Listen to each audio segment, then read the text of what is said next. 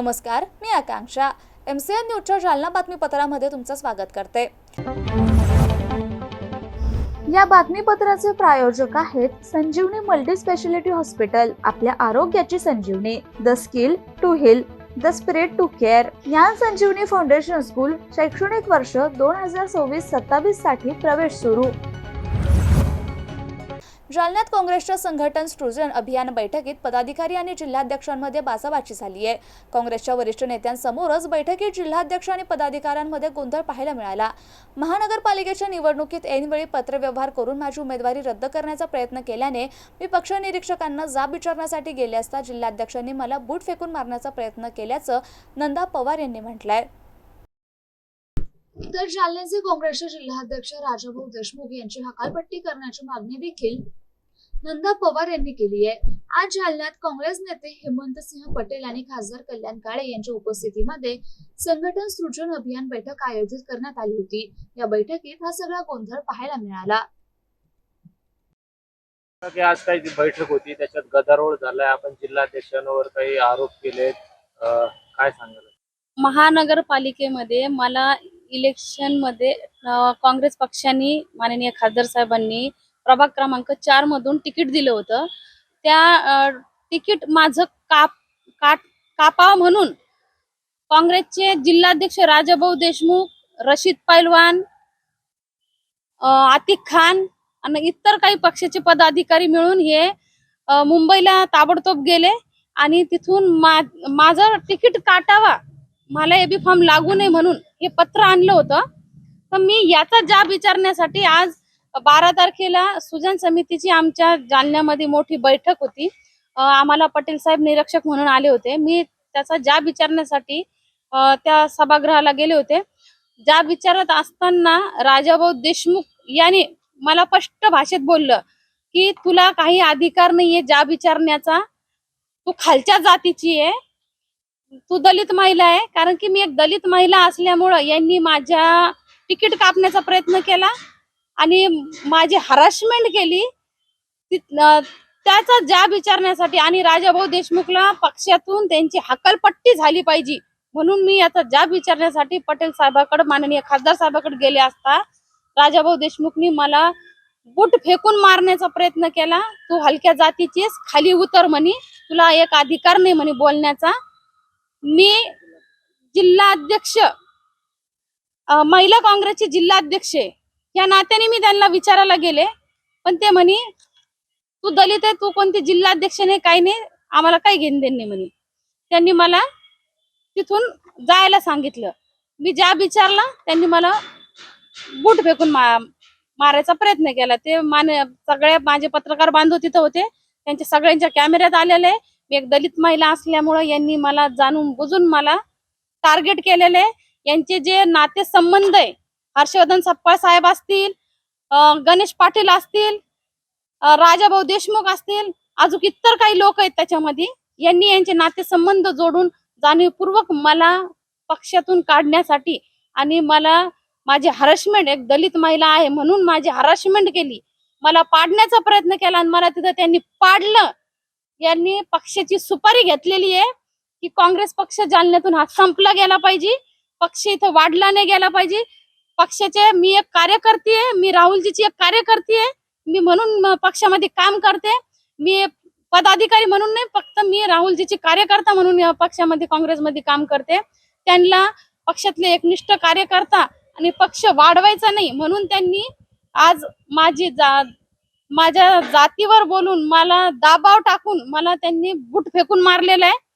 तिथं प्रयत्न केला, मला त्यांनी हातात बूट घेतला आणि मला फेकून मारत होते ते, पण काही लोकांनी धरल्यामुळं ते थांबले. तिथं त्यांचं आणि शिंदे गटाचं त्यांनी तिथं युती केली होती, त्यांचं तिथं साठलोट आहे. तिथं त्यांनी त्यांच्याशी संगमत करून मला पाडण्याचा प्रयत्न केला आणि तिथं मला त्यांनी पाडलं.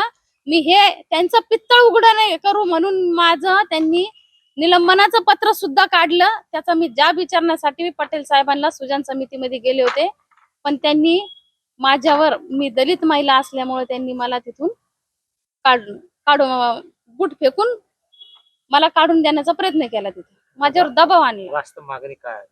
माझी काँग्रेस पक्षाला हात जोडून विनंती आहे की जातीवादी वृत्तीचा माणूस राजाभाऊ देशमुख हा पक्षात नाही पाहिजे. याला पक्षातून हकलपट्टी झाली पाहिजे. त्यांनी गणेश पाटलाकडून महानगरपालिकेमध्ये जेव्हा माझं तिकीट काटावं म्हणून त्यांनी रातोरात जाऊन हे पत्र आणलं होतं की नंदा पवारचं तिकीट काढून ऐश्वर्या कांबळेला हे लागलं पाहिजे असं हे पत्र आहे. चालू इलेक्शन मध्ये मला एबी फॉर्म लागला होता तेव्हा त्यांनी हे प्रयत्न केले आणि माझी त्यांनी खूप हॅरासमेंट केली फक्त मी एक दलित महिला असल्यामुळे. आणि गणेश पाटील, राजाभाऊ देशमुख, हर्षवर्धन चप्पाळ हे नाते संबंध जपतात. ते नातेवाईक एकमेकाचे. त्यांना इथं काँग्रेस पक्ष वाढू द्यायचा नाही. त्यांनी काँग्रेस पक्षाची सुपारी घेतलेली.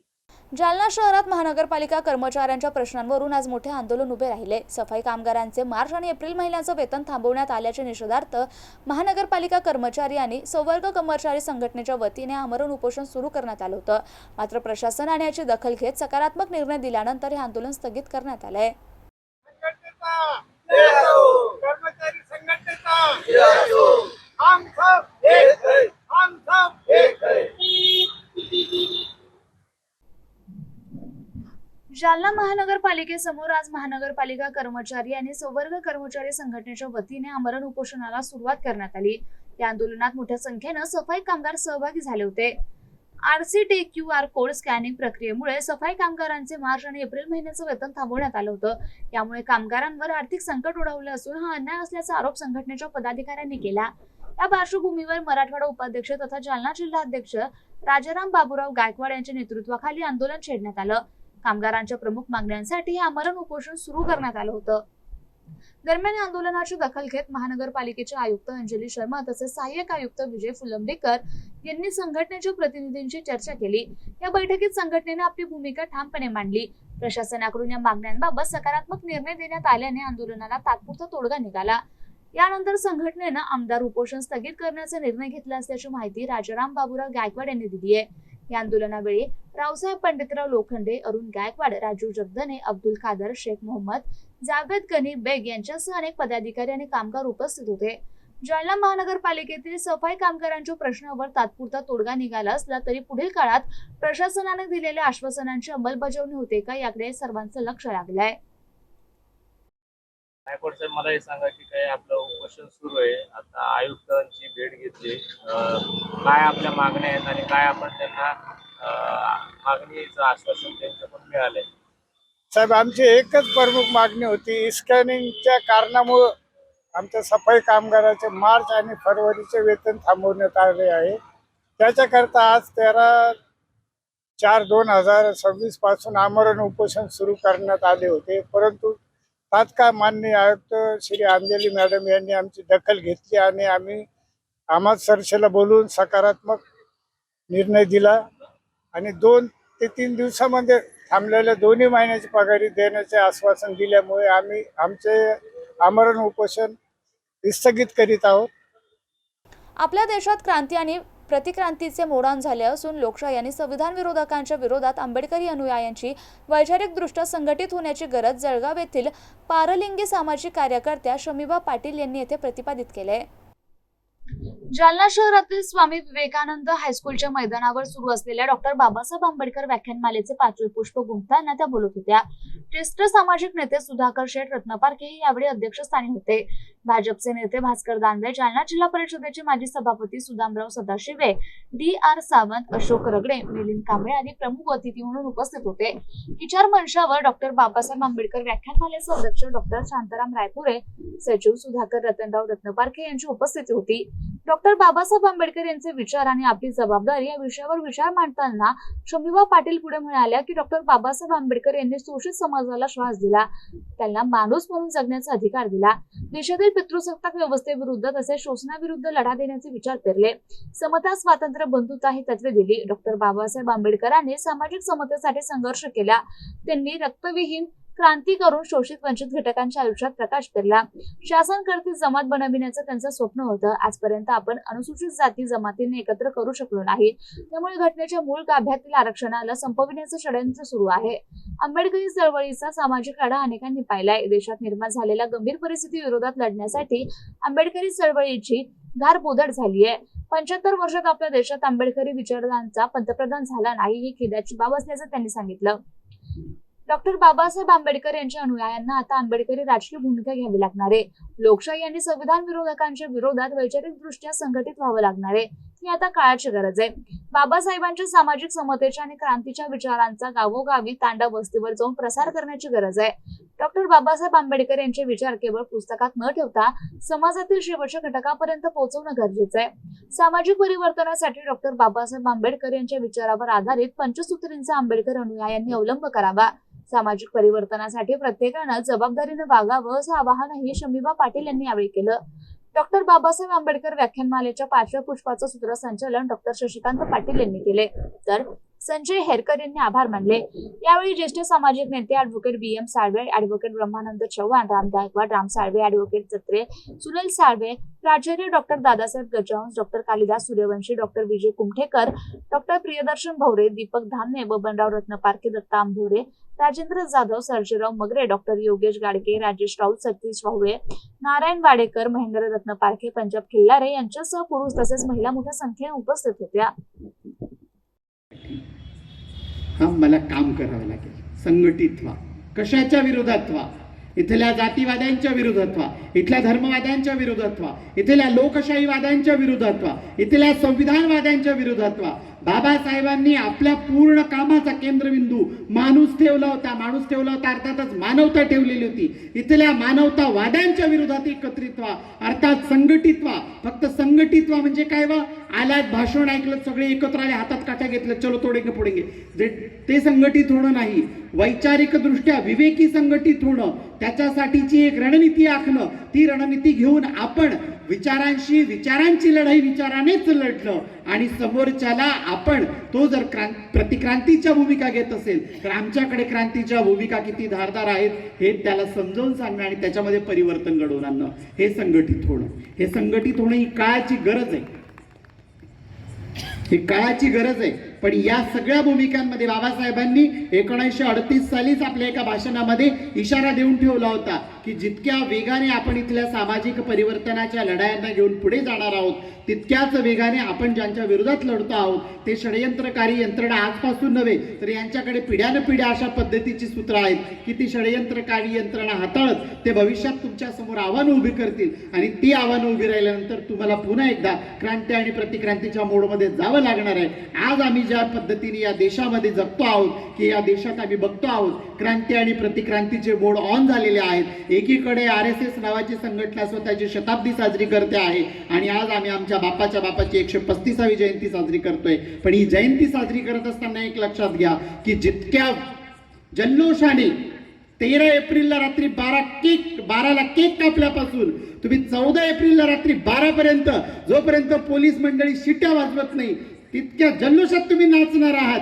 तितक्याच जल्लोषाने तितक्याच ताकदीने पुढच्या 15 एप्रिल पासून जबाबदारी घ्या की वाड्यावाड्यामध्ये वस्तीमध्ये गावागावात घराघरात जाऊन खऱ्या अर्थानं बाबासाहेबांची वैचारिक लढाई काय होती, आम्हाला कशा पद्धतीनं शिका संघटित व्हा, संघर्षाची भूमिका कशा पद्धतीने आम्हाला तीव्र करावी लागणार आहे, तिला अधिक धारदार करावी लागणार आहे. बाबासाहेबांनी दिलेल्या लोकशाही यंत्रणेमध्ये पुन्हा बाबासाहेब जगात तथागत परमकारुणिक गौतम बुद्धाच्या नंतर एवढी मोठी रक्तविहीन क्रांती जर कुणी घडवली असेल तर ती फक्त बाबासाहेबांनी घडवली आहे. करावं लागेल, ही जबाबदारी घ्यावी लागणार आहे. आणि जोपर्यंत आम्ही जबाबदारी घेत नाही, आमच्याकडे ना खानदेशात बोलीभाषेत म्हणतात की ज्या मायबापाचं ऐकत नाही ना ती अवलाद लय अशी असते, है की नाही? सगळ्यांना शब्द माहीत असेल. आता इथे जे खानदेशातले त्यांना माहिती आहे की जे आहे की नाही, जे अवलाद मायबापाचं ऐकत नाही त्या अवलादीला ... असं म्हणतात. हां, मग आता आपण काय व्हायचं आपण ठरवायचं. मी हे पर्सनल स्टेटमेंट देते बरं, तुमच्यापैकी कुणावर लागू होतंय याची जबाबदारी माझी नाही. नैतिक जबाबदारी मी या स्टेटमेंटची घेत नाही. पण आपल्याला ही जबाबदारी घ्यावी लागणार आहे. म्हणून आपण ज्यावेळी जातीच्या अनुषंगाने जातो, शिका संघटित वा संघर्ष करा येतो, त्यावेळी बाबासाहेबांनी आम्हाला देत असताना राजकीय क्रांती देखील दिली. राजकीय क्रांती करत असताना बाबासाहेबांनी म्हटलं, जा आणि तुमच्या घराच्या भिंतीवर लिहून ठेवा, आम्हाला शासन करती जमात व्हायचंय. जाताना काय करायचं, 10 रुपयाचा रंगाचा डबा घ्यायचा, 5 रुपयाचा ब्रश घ्यायचा आणि घरच्या भिंतीवर लिहून ठेवायचं, कुशाल झोपून राहायचं. तुम्ही झालं ते शासन करती जमात समजायचं. भिंतीवर लिहिलं, बाबासाहेबांनी सांगितलंय. बाबा वाक्य प्रमाण. हल्ली बाबा लोकांचा क्रेज आहे, बाबाच बाबा आहेत या देशात. पण निव्वळ भिंतीवर लिहिल्याने किंवा ऐकल्याने शासन करती जमात होता येणार नाही. बाबासाहेबांचं प्रत्येक कोटेशन हे इंटरलिंक आहे, एकमेकाशी जोडलेली साखळीबद्ध रचना आहे ती. मला परत तिथेच जावं लागेल जर शासन करती जमात व्हायचंय तर. मला जर इथे जिमला जाणारी पोरं असतील काही, तर त्यांना जर मसल्स गेन करायचे असतील तर त्यांना सकाळी काय खायला लागतं, दुपारी काय खायला लागतं, संध्याकाळी काय खायला लागतं. डाएट करणाऱ्या माझ्या काही मायबहिणी असतील तर त्यांना माहिती की डाएटच्या प्लॅनमध्ये कशा पद्धतीने स्वतःचं शरीर मेंटेन ठेवण्यासाठी काय करायला लागतं. तर हा समाज नावाचा जो भाग आहे, या समाज नावाच्या भागामध्ये इथे असलेली जी व्यवस्था आहे, या व्यवस्थेमध्ये जरी आम्हाला डेमोक्रेसी मिळालेली असेल तरी मला सांगा की या देशाच्या 75 वर्षाच्या पूर्ण कारकिर्दीमध्ये आता आम्ही 14वी लोकसभा परत एकदा मतदान केलं. या 14व्या लोकसभेच्या कालखंडामध्ये देखील सांगा 13व्याला, 14व्या तर कोण निवडून आपल्याला माहिती आहे, पण मागच्या 13 देखील आपण बघू शकतो की पूर्ण आंबेडकरी विचारांची राजकीय भूमिका असलेला, सामाजिक भूमिका असलेला एकतरी पंतप्रधान या देशाचा झाला का?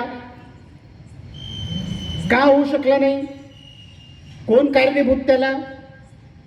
ही जबाबदारी कुणी घेतली पाहिजे?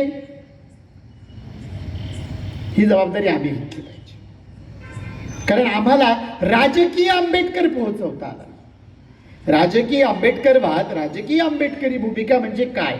राजकीय आंबेडकरी भूमिका म्हणजे पक्ष अर्ध्या रात्रीत पक्षातले गुवाहाटीला पळवणं नाही. राजकीय आंबेडकरी भूमिका ही सामाजिक परिवर्तनासहित या देशाची संविधानिक लोकशाही व्यवस्था अबाधित राहण्यासाठीची व्यवस्था, या देशामध्ये असलेली जी शोषणाची व्यवस्था आहे, त्या शोषणाच्या व्यवस्थेला मारक अशा पद्धतीचं कारक असं यंत्रणात्मक उत्तर म्हणजे आंबेडकरी राजकीय भूमिका. ती का म्हणून यशस्वी होऊ दिली जात नाही? याला कोण जबाबदार आहे? स्टेटस ठेवले जात असतील ना. आता आपण सगळे 15 दिवस झाले स्टेटस ठेवतोय, इंस्टाग्रामला स्टोऱ्या बघतोय. एक गाणं सातत्याने येत आहे, खूप जुनं गाणं आहे, भीम के लगते जिगर आधे इधर आधे उधर. ते आसरानीचा पिक्चर आहे ना, आधे इधर जाओ आधे उधर जाओ, बचे हुए मेरे पीछे आओ. आपण का म्हणून करून घेतले? कशासाठी करून घेतले? आमचा राजकीय ज्या विवेकाला आम्ही सातत्याने, बाबासाहेबांनी तेच केलं, परमकारुणिक तथागत गौतम बुद्धांनी तेच केलं, क्रांतिबा ज्योतिबा फुलेंनी तेच केलं, कबीरांनी तेच केलं, छत्रपती राजर्षी शाहूंनी देखील तेच केलं. ज्यांना आम्ही आमच्या आदर्श मानतो, ज्यांच्या प्रतिमांसमोर आम्ही 5 फुटावर चप्पल काढून त्यांच्या समोर येतो, समोरून जर जायचं असेल तर, त्यांनी त्यांच्या उभ्या आयुष्यात हेच केलं. पण आम्ही मात्र त्यांना तसं करायला. आमची काय जबाबदारी माहिती का? 14 एप्रिलला सकाळी सकाळी पटकन 7 वाजता उठायचं, अगदी पांढरे कपडे घेतलेले असतील. आता मिनिस्टर कॉटनचा खूप ट्रेड चाललाय, त्याच्यामुळे सगळ्यांनी घेतलेले असतील, पटापट शिवायला पण टाकलेले असतील. ते सकाळी 7 वाजता घालायचं. जवळच गावात कुठेतरी एखादा फुलवाला असेल, त्याच्याकडे अगदी भारत असतं, भर गर्दीत माझंच इम्प्रेशन पडलं पाहिजे एवढा जाड हार घेऊन जायचा बाबासाहेबाच्या काय अरूप प्रतिमेसमोर गावातल्या चौकात, की त्या हाराला तोलायला 4 जण लागतात. एवढा हार घेऊन जायचा, बाबासाहेबाला तो हार घालायचा आणि तिथं जोरात जय भीम म्हणायचं आणि घरी यायचं. झालं, आमची जबाबदारी संपली. आम्ही भर गर्दीत अभिवादन केलं, आमची जबाबदारी संपली. नाही, मूर्तीपूजेला, व्यक्तिपूजेला विरोध करणारी सगळ्यात मोठी व्यक्ती म्हणजे बाबासाहेब होते. आणि आपण बाबासाहेबांच्या विषयी प्रचंड आदर आहे. मला देखील माझ्या घरात सकाळी बाबासाहेबांच्या फोटोला मी हार अगरबत्ती काहीच करत नाही, मी पुसते फक्त त्याला रोज. आपण बाबासाहेबांच्या फोटोला नमस्कार केल्याशिवाय मीही बाहेर पडू शकत नाही, हा माझा दैनंदिन क्रम आहे.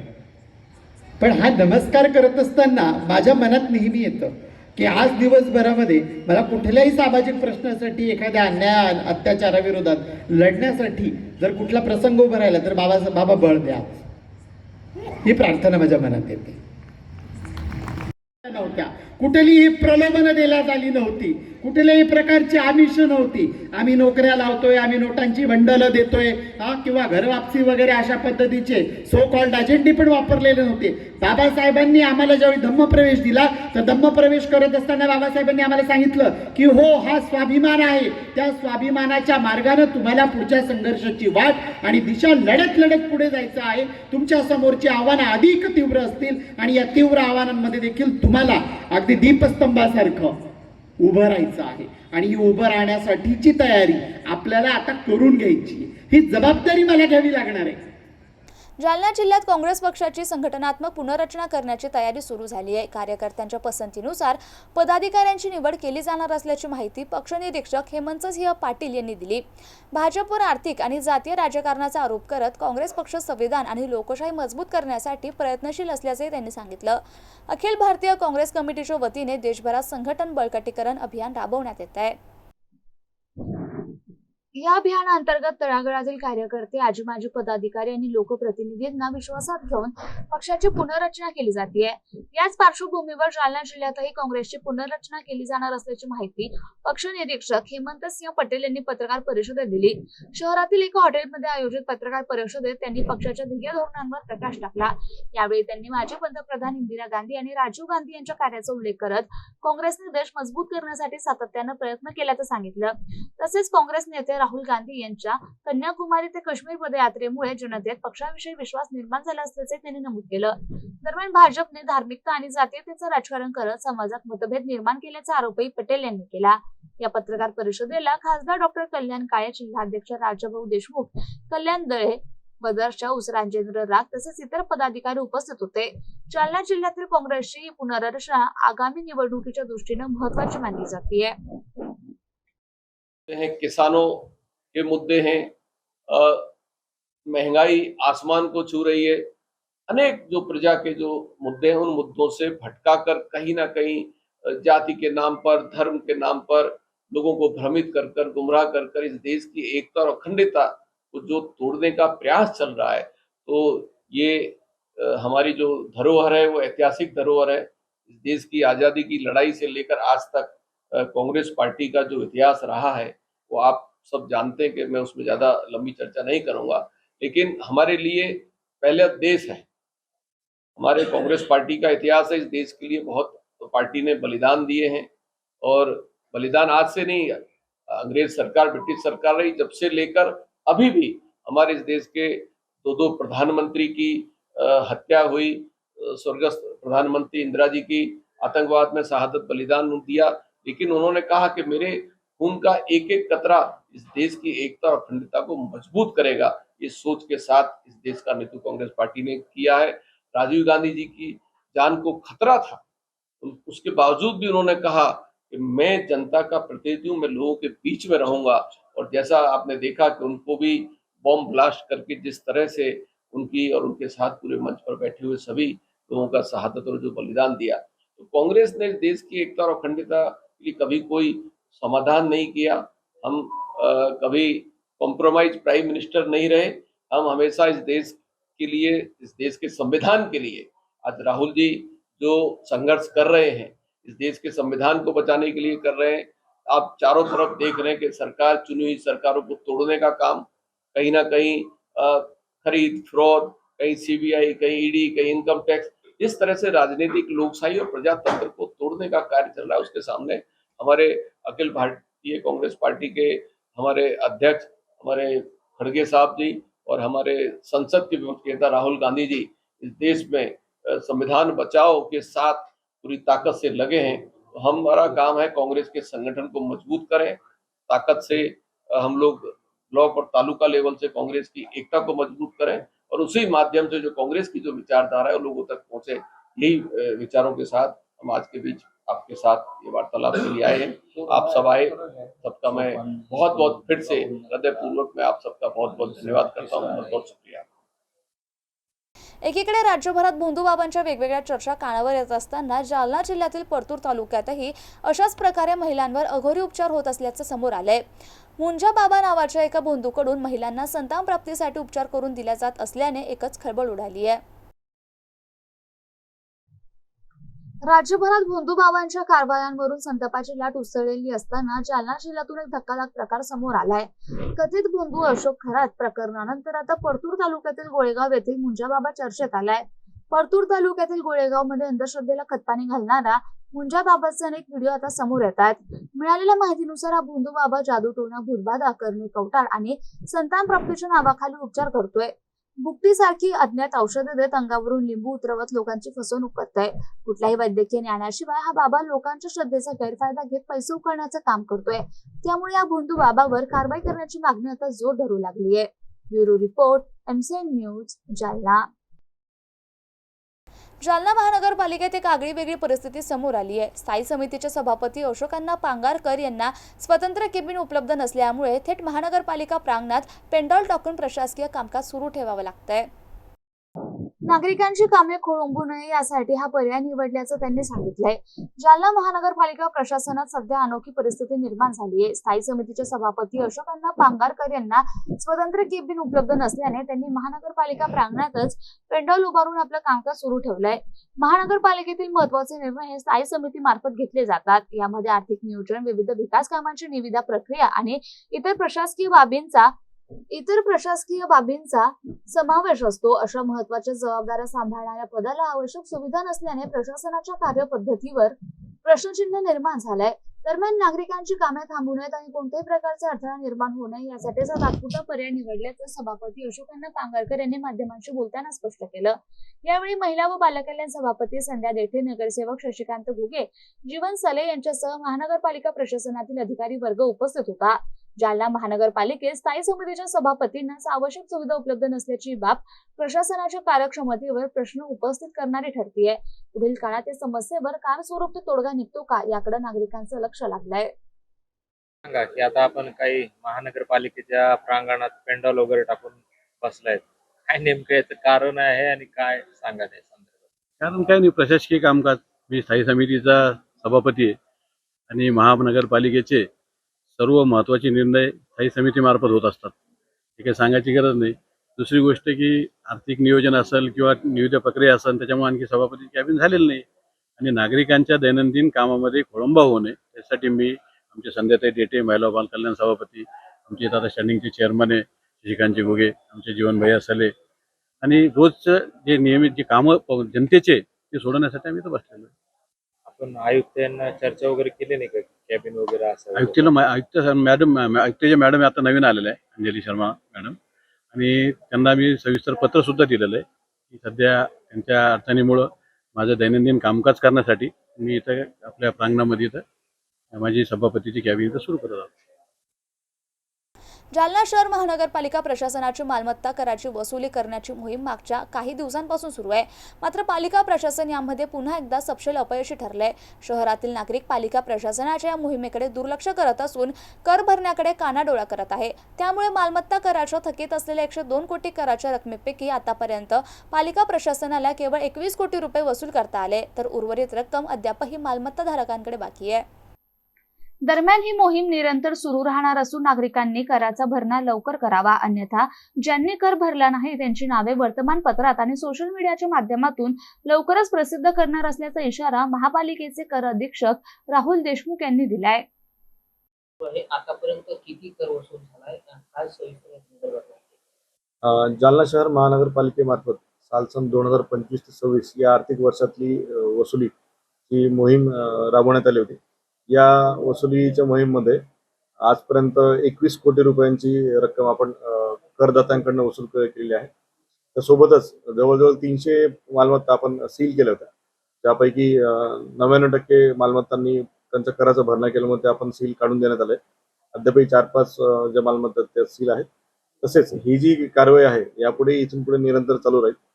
आपल्या माध्यमातून शहरातील नागरिकांना आम्ही आवाहन करू इच्छितो की ज्या लोकांनी अजूनही मागील वर्षाचा कराचा भरणा केलेला नाही त्यांना आम्ही अधिक पटीने अजून दंड आकारण्याचं आमचं नियोजन आहे, तर त्यांना उर्वरित शास्तीसह ती रक्कम भरावी लागेल। तोपर्यंत नागरिकांनी लवकरात लवकर कराचा भरणा करावा आपल्या माध्यमातून आवाहन करण्यात येत आहे. एकूण किती कराची थकबाकी महापालिकेची? संपूर्ण थकबाकी 102 कोटी रुपये होती आपल्याकडे, ज्यापैकी आपण 21 कोटी रुपये वसूल केले. तरी अजूनही बराच टप्पा आम्हाला गाठायचा आहे. त्यामुळे आम्ही परत पुनश्च एकदा आवाहन करतो की नागरिकांनी तात्काळ कराचा भरणा करावा. सर्वाधिक कर हा कुठला ठरलेला आहे? त्यामध्ये वेगवेगळे टप्पे आहेत. व्यावसायिक ज्या आस्थापना आहेत त्यांचा खूप मोठा कराचा अजून थकीत आहे त्यांच्याकडे. त्यानंतर MIDC आहे. त्यानंतर काही शासकीय कार्यालय सुद्धा आहेत ज्यांना मी पत्रव्यवहार सुद्धा केलाय. माननीय आयुक्त महोदयांनी सुद्धा पत्रव्यवहार केलेला आहे. आपण या सर्व घटकांना आपण टार्गेट करतोय आणि एक एक करून त्यांच्यापर्यंत आपण पोहोचतोय आणि त्यांच्यावर आपण कारवाई करून त्यांच्याकडनं कर वसूल करून घेतो. अगदी शेवटचा प्रश्न आहे. हो. वर्तमानपत्रात या संदर्भात काही कार्यवाही केली का किंवा सुरुवात करणार आहात? ती कारवाई आपण प्रस्तावित केलेली आहे, परंतु अॅन्युअल मेंटेनन्समुळे आपलं जे पोर्टल आहे, आपलं जे सॉफ्टवेअर आहे ते अजून 2-3 दिवस सदस्यरीत त्याचं मेंटेनन्स काम असल्यामुळे 2-3 दिवस बंद राहील. ते जसं चालू होईल तसं आपण त्याच्यातनं लिस्ट काढू, थकबाकीदारांची यादी काढू आणि ती यादी आपण वर्तमानपत्र तसेच सोशल मीडियामध्ये आपण प्रसिद्ध करू. आणि हे बातमीपत्र इथेच संपलं. पुन्हा भेटूया पुढील बातमीपत्रात. तोपर्यंत पाहत रहा MCN न्यूज. नमस्कार.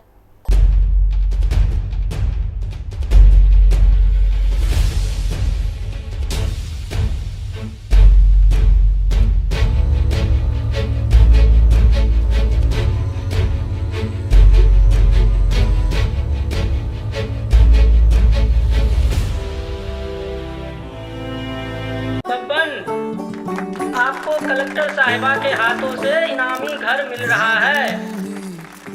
आपका घर बहुत सुंदर होगा ना? अरे नहीं बेटा, हम तो बहुत छोटे आदमी हैं। चाचू डोंट वरी, मैं बड़ी होकर आपके लिए और सबके लिए मजबूत और सुंदर घर बना के दूंगी। कालिका सरिया लाना मत भूलना। कालिका TMT सरिया कंक्रीट से करे मजबूत जोड़ और भूकंप संग आग से लड़कर घर को दे दीर्घायु। कालिका सरिया मैं भूली नहीं। बेटिया कलेक्टर। कालिका TMT फैसला जो मजबूत हो। संजीवनी मल्टी स्पेशालिटी हॉस्पिटल, ऋषी पार्क, अंबर चौफुली, जालना.